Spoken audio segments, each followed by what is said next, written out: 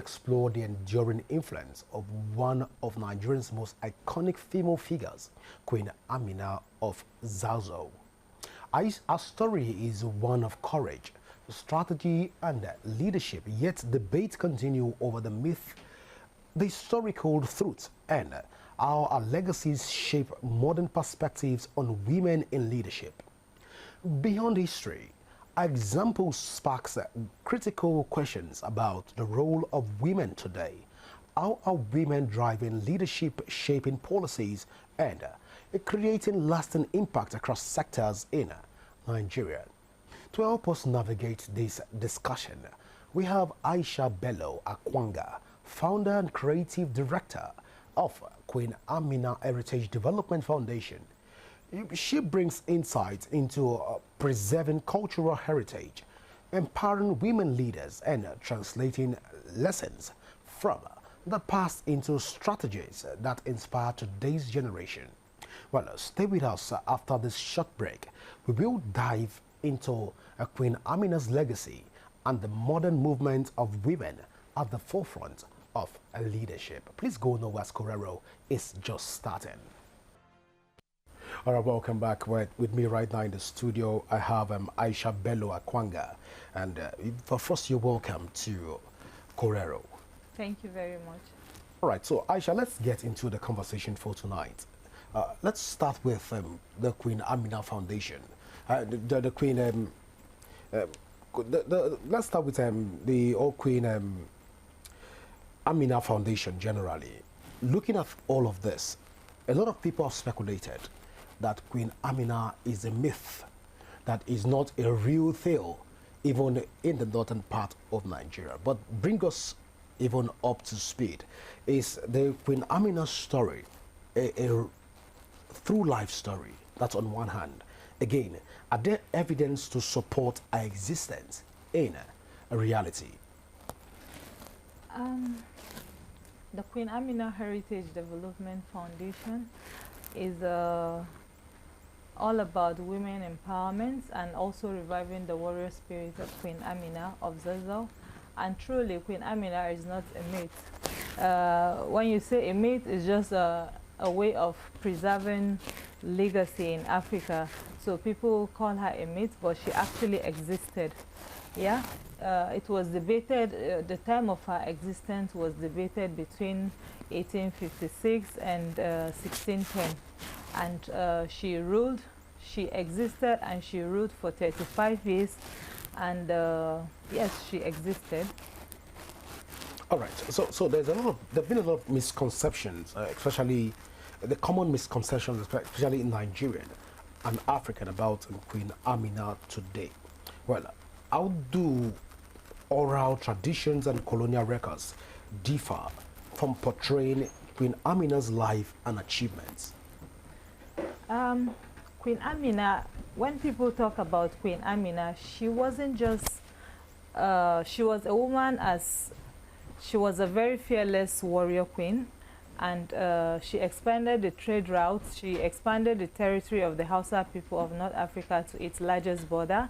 So, and if she didn't exist, like some people will say, if she didn't exist, we wouldn't have any name like Queen Amina, and we wouldn't have things named after her, we wouldn't have a bridge named after her, we wouldn't have institutions named after her. So she actually existed, and she did what she did. And if she was here today, I'm sure most of the crisis that is happening presently wouldn't be existing, especially in the northern part of the country. And so hence the Queen Amina Heritage Development Foundation is all about ensuring that we empower the youths, and also ensuring that we preserve her legacy through developing, or more like establishing, leadership and defense academy, a Queen Amina Leadership and Defense Academy, to train young women and youths in the art of self-defense, leadership, courage, and a lot more. So yeah, she existed, and she was African. She was a warrior queen, and she was one of the most strongest women in Africa. Well, Aisha, to a very large extent, we've come to terms with the fact that history often distorts women, especially within the historical purview from these iconic positions. Queen Amina also, we believe that she has also been distorted from history because we don't see her records playing out in various academic studies. History have tended to position Queen Amina within the northern province, but then as you are even in the foundation championing the cause of Queen Amina, should we also be talking about Queen Amina as just a northern hero, or then is she also or does she represent the Pan-African symbol? Queen Amina was you can't just limit Queen Amina to the northern Nigeria, because she was an African warrior, and she opened up the trade route. She did a lot of things. She expanded her territory, and she ruled for 35 years. So she cannot just be limited to the northern part of the country, because she is an African warrior, right? And her achievements, it's very, very sad that it's very sad because of the fact that she's coming from the northern part of Nigeria. Queen Amina was a military strategist. She was a symbol of leadership. She was a symbol of courage and all of that. So it is very, very sad, the fact that her legacy is not given its prominence as it should be. And that is why the Queen Amina Foundation is here, to ensure the preservation of her culture. Yes, to what you said about she's not being talked about as much as she should be, or her history is not properly documented. It is very, very sad to say that, because in my course of research over the past 3 years, I realized that most of anything that has to do with Queen Amina, from her hometown in Turunku to anything that has to do with her artifacts and everything. You know, this thing about the northern Nigeria, where women are not given the opportunity to either lead, or they see them as more like second class. They don't have the right to say or speak when the men are talking. But she ruled in a male-dominated society. She did what she did, and she did what most of the men, even most of the rulers, cannot even do it right now. What she has done and what she has achieved, none of them can do that. So it is very, very unfair that her story is not given its right prominence because of the fact that she's just a woman. But she's a woman that did what most men. She was a woman as capable as a man. She was a fearless warrior queen, and she did what she did, you know. So I feel it's really sad. It's really sad when I talk about Queen Amina, because of the fact that her spirit still lives with us, even as I speak to you right now. And her spirit is not happy because of the fact that her story is not given the right prominence, especially in northern Nigeria. I feel that there's this thing about, is a little bit like, how do I say it? Like, hypocritical? Yeah, hypocritical. Yeah, to say, because it seems like this is what I feel, because through my research, I have gone on research in about Queen Amina. I've gone to Queen Amina's hometown in Turunku. I've gone to the hilltop, to the mountaintop where she lived. I've seen a lot of things, her stone throne and a lot of things, and you can't really see those. Most of the artifacts were not really preserved, and I asked myself why, even to the fact that her name was even removed among the highway rulers of Zazzau. And I asked myself, why should that be? if this woman existed and she did what most men couldn't do, why would her name be removed from the Habi rulers of Zazzau? I went through the list of the Habi rulers of Zazzau. Her name wasn't there, and I just kept asking. You know, when you go through the Kano Chronicles and all, through the research, you can actually see that this person existed. And even going there, you see that everybody talks about her in the hometown. They talk about her. They talk about how strong she was. I've spoken to the emirs over there. I've spoken to even the emir of Zazzau about Queen Amina and all that. But what I see is very so sad to say that it's just as if maybe what I'm about to say now, I'm maybe on the TV saying this, but this is, I'm just speaking from how I feel, right? I don't know how this, I don't know how anybody is going to take it, but this is just the way I feel about it. I feel like the northern leaders are a bit just the word we said earlier on, and it looks as if they are trying to preserve that culture of Queen Amina, but the only thing they are trying to give relevance to her name is by naming institutions or bridges or schools or hostels after her. But I don't really see anything beyond that, because through my research and through all of the effort I made to ensure that I speak to the state governments, because when you talk about Queen Amina project, first of all, when I talk about the project, everybody asks me, are you from Kaduna State? Are you from Kaduna State? I'm not from Kaduna State, yes, but it was in the course of my research that I discovered Queen Amina, and because of that, I took it upon myself.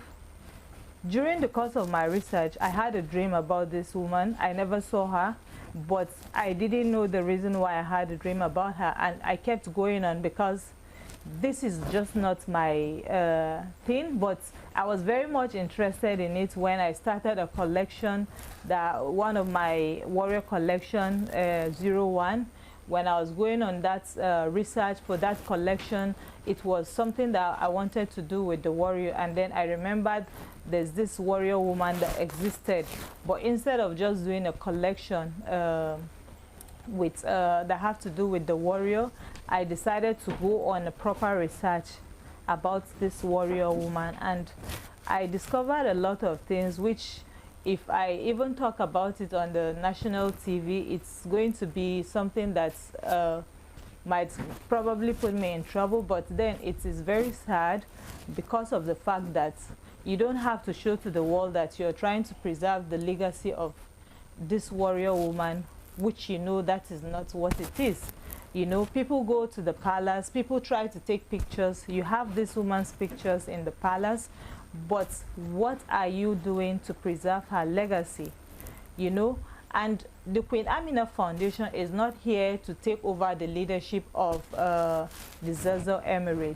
Queen Amina Foundation is here to preserve the legacy of Queen Amina, something they are ordinarily supposed to do it without even a foundation coming from anywhere. But everything that have to do with the Queen Amina Foundation, we started it on this note by going on the research, going to the Emirates, talking to them about the foundation, talking to them about our intended programs such as the Arewana Festival, which we just concluded, and also talking about the projects that have to do with the foundation, that have to do with the Queen Amina Leadership and Defense Academy, Queen Amina Film Village, Hilltop Resort and Innovation Center, and also the no, go ahead. And also the academy to be established. So I don't see if it's anything wrong, and if we intend to train young women in leadership and self-defense, we're not doing that to take over the leadership of the Emirates. Like I said, we're doing that to ensure the safety of young women and youths in that region, because the north is faced with a lot of crisis at the moment, and if you notice, most of the crisis happening here in Nigeria is mostly focused in northern Nigeria, because if you talk about Boko Haram, banditry, attack, and all of these things, all of this crisis, if you see it, yes, there are crises happening in different parts of the country, but most of these crises are happening more in the northern part of the country, if you see it, starting from Boko Haram, starting from the kidnapping. Recently, some 25 girls were kidnapped in Kebbi State that were rescued by the Nigerian military, who did a very great job. So as much as we're talking about Queen Amina, at the same time, we're talking about the project of Queen Amina. The same period of time, the Nigerian military are also doing military leadership in African history, Queen Amina in perspective. They are trying to ensure that they preserve this culture. And I also happened to attend one of the functions at the NDA, which also the Emir of Zazzau was invited to that function. And luckily enough, he was able to say, okay, Queen Amina actually existed, contrary to the conversations, to the personal conversations I had with him. So, and it's really because people are very curious. People want to know. People are not satisfied. If such a woman existed, how come her history is not given the right significance? How come she was just not, she was a symbol of leadership and courage. You know, she was not just a woman that came to just rule. But I feel that the northern leaders are scared of the fact that if they give her history that prominence, maybe the women or maybe her lineage will come over and take over the throne of the emirate or something. I don't know what they're scared of, but I feel they're scared of something. But I don't think that should be, because she did what she did, and she has to be recognized the way she needs to be recognized. You know, whether the Kaduna state government likes it or not, this woman existed and she did what she did. She was not a myth. She was not a myth.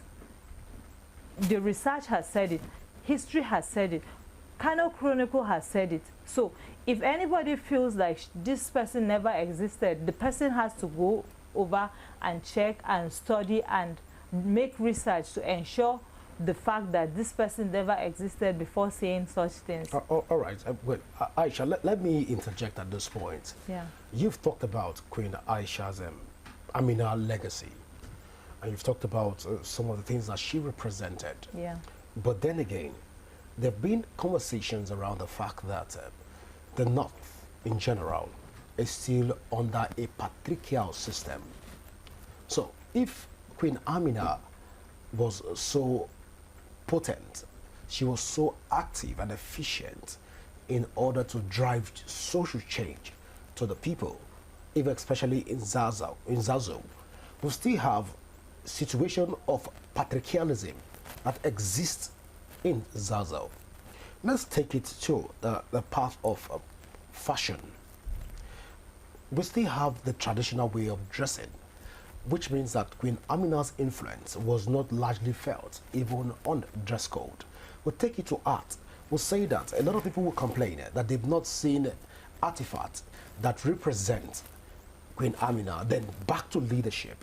A leadership style, which you've said made her very popular in order to confront certain issues, has not been replicated across board.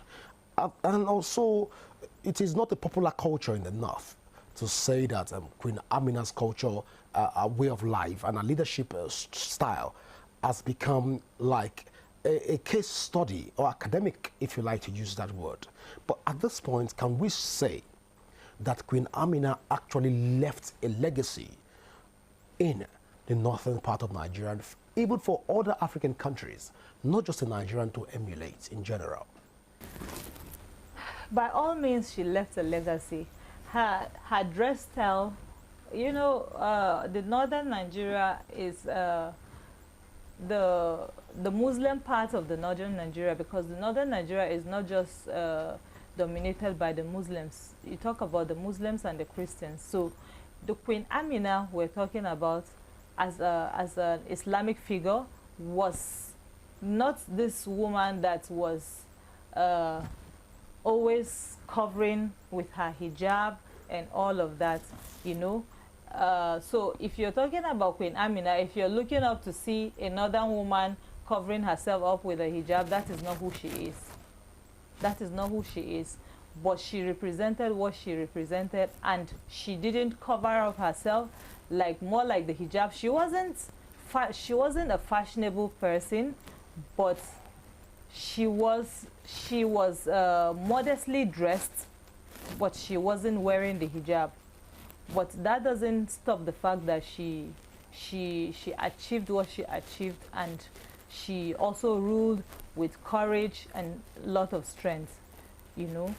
So I don't know what to say about that, but it doesn't stop the fact that she did what she did and she achieved what she achieved, whether she was wearing the hijab or she wasn't wearing the hijab. Yeah, and she wouldn't have been able to do what she has done wearing the hijab because she was going on war. She had 10,000 soldiers behind her. She was leading a war, and there was no way she could even feel comfortable doing so on the horseback, wearing a hijab and a sword, you know.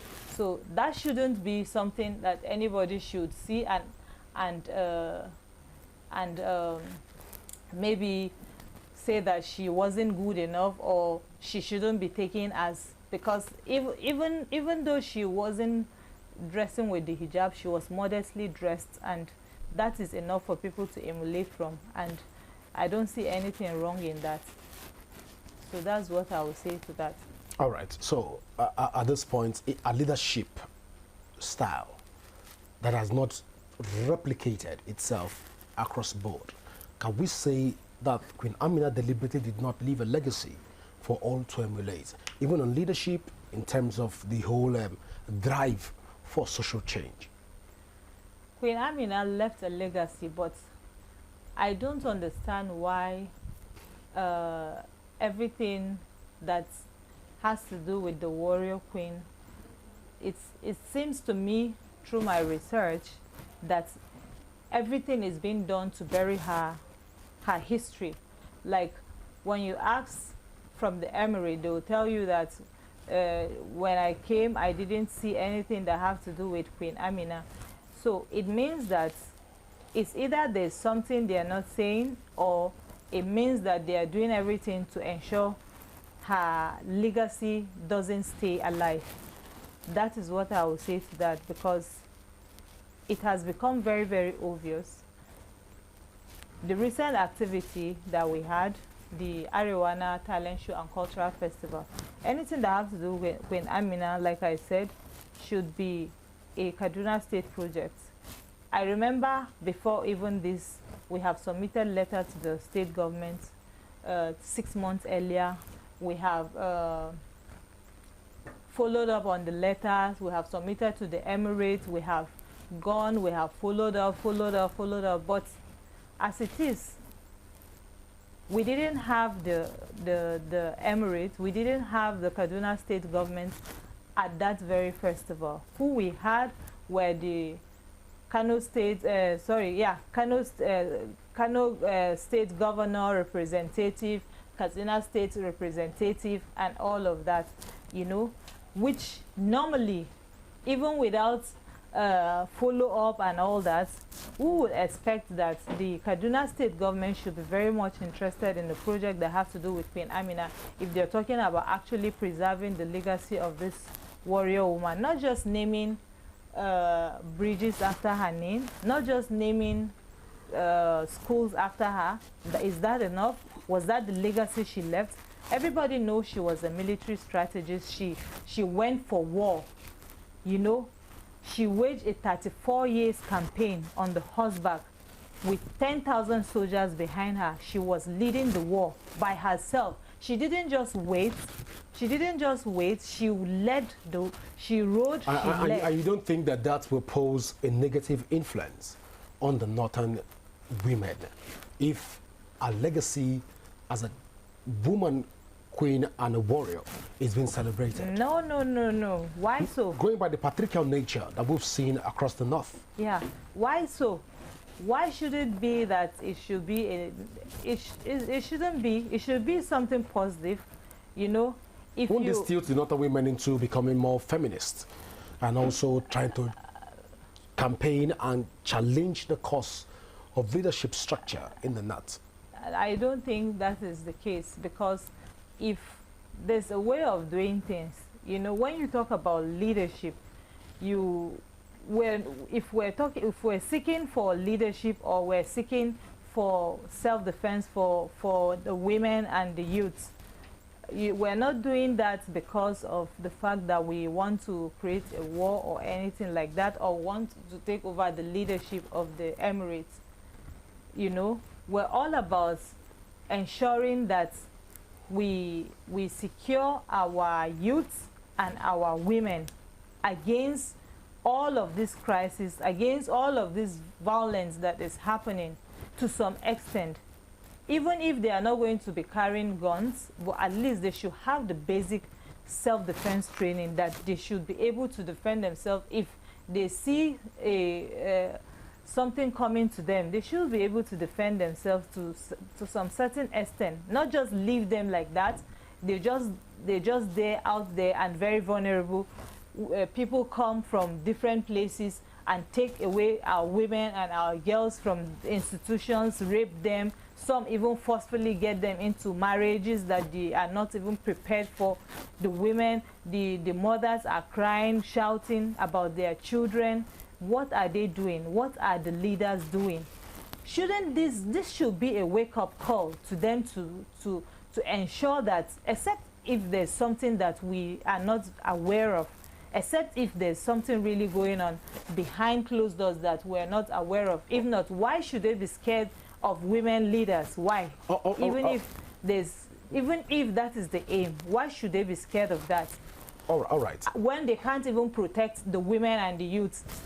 All right. Going through Queen Amina's story, we understand that she unarguably was a warrior queen. But then, after her demise, she didn't have... She wasn't just a warrior queen, she was Africa's greatest warrior. Okay, so I beg to also add that also she to... was Africa's greatest warrior and a military strategist. Again, yes. When she left, upon her demise, there was no replacement for her. There was no form of transition of this great warriorism or strategic moves by also replicating this move on other people. Can we then say that Queen Amina was a failed warrior for failing to replicate herself even on others upon her demise, or before she eventually departed? You cannot say that, because you can't call someone that has made this kind of achievement without a legacy to show. Without she didn't leave a legacy. She didn't leave a legacy. Yes, because the issue around patriarchalism still stroll and plays out in the north. Yeah. The issue around insecurity still plays out in the north. Yeah. There's no woman that is emerging as a leader in the north. Because the going by all of this, can we say she failed? That. Can we say she is a failure? She is not a failure. So, looking at what has played out and what we've highlighted, you can look at it from this perspective. She is not a failure. Look at it from the Islamic perspective, or from the Islamic point of view. You know, we're not talking about Islam here, but she was an Islamic figure, right? And in every case, if you look at it, look at the typical northern woman. What happens to them? Even as the northern woman married to her husband, she has everything, or probably the husband is not doing what he's supposed to do, and she can. The only thing the mothers will always say to the women is, just stay patient, just follow your husband gently, this, that. It shouldn't be like that. It shouldn't be like that, because these things are the same things that is making women to break down, because of the fact that they're always trying to undermine, or they always feel, yeah, the men are superior, yes, but it doesn't mean that the women don't have a say in the society. The women have a say. In fact, if you even bring them into leadership, it's even makes leadership easy, because there's a lot of ways that the woman can come in and advise and try to make this leadership very much simplified, you know. But to some extent, I feel like there's a lot of hypocrisy, because it just feels like they act like, okay, yes, we want women. Check, I'm not talking about just in the north. Check in the Nigerian system generally. How many women do we have in the National Assembly? It is a general thing. They don't want the women to lead. So this very woman we're talking about, that was a military strategist and was Africa's greatest warrior, shouldn't her leadership be, shouldn't her legacy be preserved? If she didn't leave an heir to come and say, okay, this is, I am this person's child, nobody is asking to take the leadership of the Emirates. We're only asking for a place for women in the society. We're asking for her legacy to be preserved. And this has to be done by the Kaduna state government. What are the state government doing to ensure they preserve the legacy of Queen Amina? Her hometown is abandoned in Turunku. There's nothing. A lot of people hear about Queen Amina, even foreigners hear about Queen Amina. They want to visit, they want to see things. But Queen Amina didn't live in the Zaza Emirate. She lived in the mountaintop in Turunku, right? She didn't live in the mountain. She didn't live there. If anything at all, if anyone or any foreigner is coming into Nigeria to see what the stories of Queen Amina, it shouldn't be at the Emirates of Zaza Emirate, because that is not where she stayed and ruled. She lived in that Turunku hill, Turunku mountaintop. That was where she lived, you know. So what did they do about that place? The place has been abandoned. So we're asking for them to establish, to ensure that they preserve her legacy the way they should have done. All right, so you're saying that Queen Amina was not a failure? She was not a failure, but I am also saying that I am sure that they are not ready to preserve her legacy. That is the reason why they are doing what they are doing. Because if they are ready to do so, in what year did she existed? How many people have been making research about Queen Amina? Even a movie was acted about Queen Amina, which I personally went to have this conversation about this very movie about Queen Amina, and it was said to me that, oh, this movie didn't represent the northern culture and tradition. We don't know how this movie came about. They never consulted with us. But if now we are consulting with them, but what are they doing? Are they giving us the necessary support? If you're saying that they didn't consult with you to shoot that movie of Queen Amina that was shown on Netflix, you are not happy about it. You're not happy of the fact that they didn't represent the northern culture the way it's supposed to be. Now the foundation is consulting with you to ensure they preserve the legacy of this warrior woman. What support did you give? How are you coming in to ensure this happens? Do you really want this to happen? That is it. They need to ask themselves, and they need to be very honest with themselves, because everything we have been doing, we have been consulting with them, but what support did they give? Right? The only thing they said, like, oh, go over there, go and make a research in Turunku. This is where this woman has lived. This. Go to the Emir of Suleja and find out more. Do you have artifacts about that? They don't even have artifacts about Queen Amina at the Emirates. All right. Well, Aisha, let's talk about Queen Aisha in general. If she's supposed to be alive today, which your foundation is also keeping and immortalizing Queen Amina, what would she say about the current leadership, power, and identity in modern Africa, going by what we see today, especially women? You've mentioned National Assembly, but what do you think will be a thought line when she looks at the current happening in today's Africa? Just like I said, her spirit lives with us, and I will say in her own words that she dreamt of them. She dreamt of these warrior women. She dreamt like I'll say in our stage play, I dreamt of you, and I dreamt of them, of these young women, the Queen Amina Warrior Squad young women that will be trained in discipline, innovation, unity. They will not guide just Zaza wars, but Nigerians' future in classrooms, labs, in the battlefield of the mind, you know. And the sword she carried has now become a pen, and the saddle she rode has now become a seat of leadership, which they need to preserve, you know. And the fortress she once dreamt of should stand today as the Queen Amina Leadership and Defense Academy. If this is what they want to do, if they really, really want to preserve her legacy, this is how they should preserve her legacy, because that is what she stands for. So invariably, she wouldn't have said anything about leadership of today. She wouldn't have said anything about the power dynamics of Africa. And she wouldn't have said anything about even the modernization of identity of Africans. Of course, she would have said a lot more that have to do with the leadership of today. And if Queen Amina were to be alive today, I'm sure a lot of women will be in leadership. I am sure she's not going to just sit back and watch the men, because she wasn't just sitting back, just like a lot of men would do and send other people out there to go and fight. She will be the one she will be in the forefront, and she will do what she needs to do, you know. So that is what, if you talk about leadership, you take it to heart and you take it upon yourself and go for that. This crisis that is happening, how many of our leaders go out there to the battlefield and fight? How many? Yes, you have the boys go out there on the field, but how many of the leaders will risk their life out there on the field?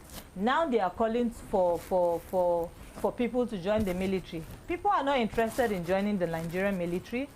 Yes, but we're offering the Queen Amina Warrior Squad to be trained.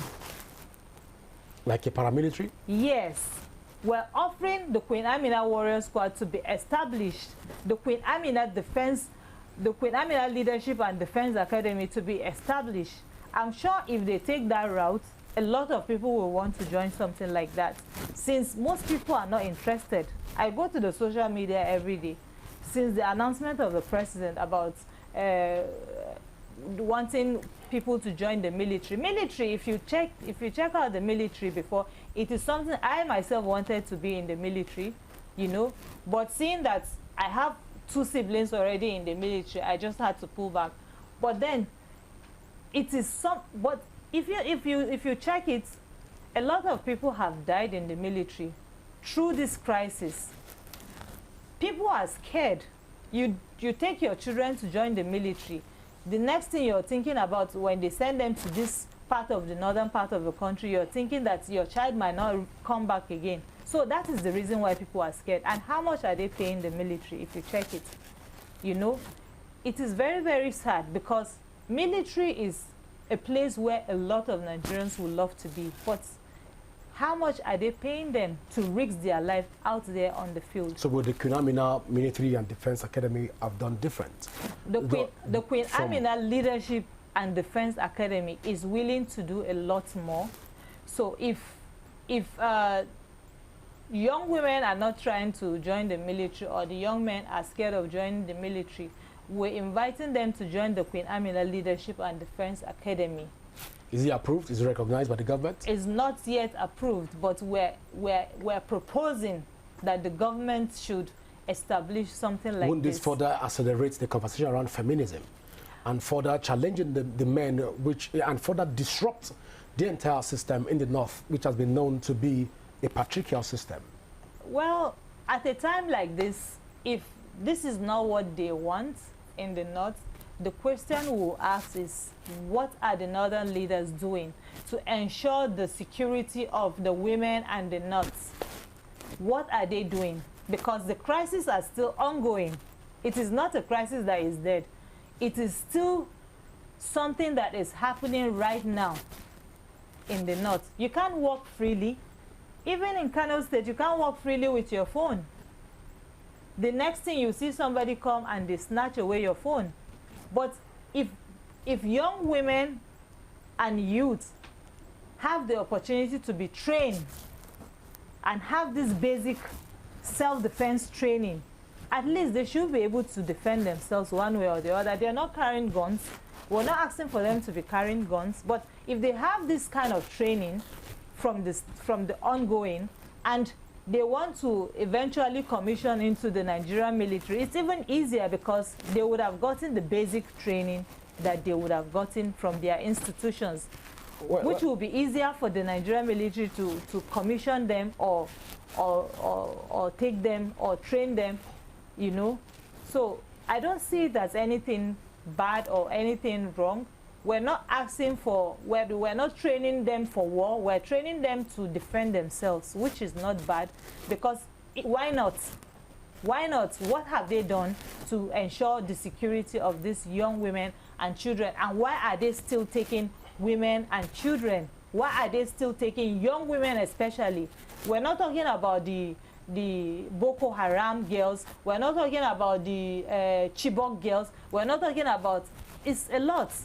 Now, recently, this one, again, that where Nigerian military did a great job by rescuing those 25 girls. We're not talking about the ones that were also kidnapped in Niger State, the ones that were also kidnapped in what is it called, Ilorin and all of those things.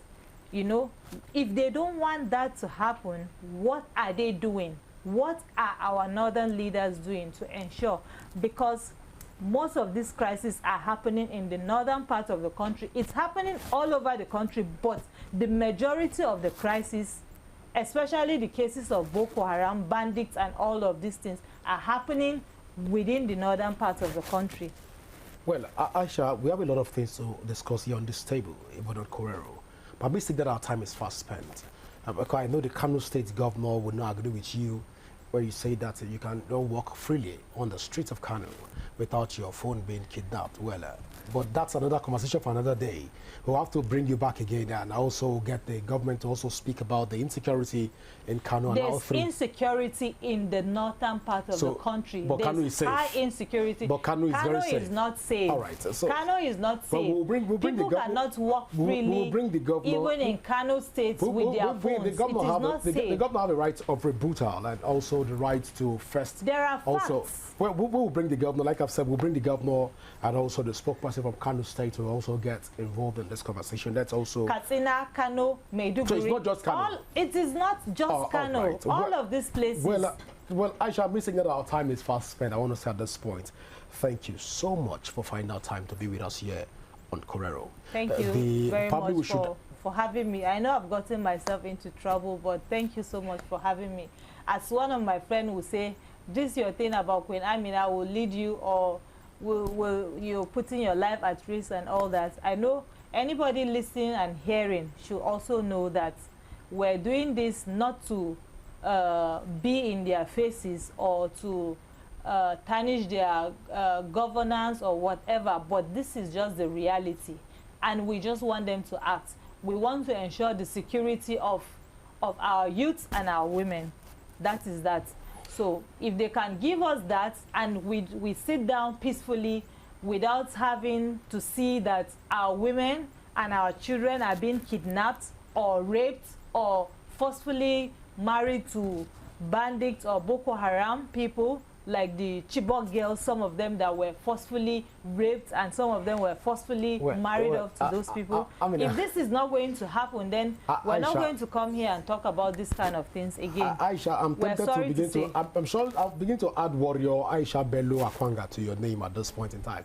But I'm basically that it's a time for us, to go at this point. Well, viewer, this is how far we can go tonight here on Korero. Don't forget that you can join the conversation across all our social media platforms currently showing on your screen, and you can also download the Rapid TV app from your Android and iOS devices to keep track of our broadcast. My name is Godwin Sunday. Always remember that peace and unity are the pathways to progress.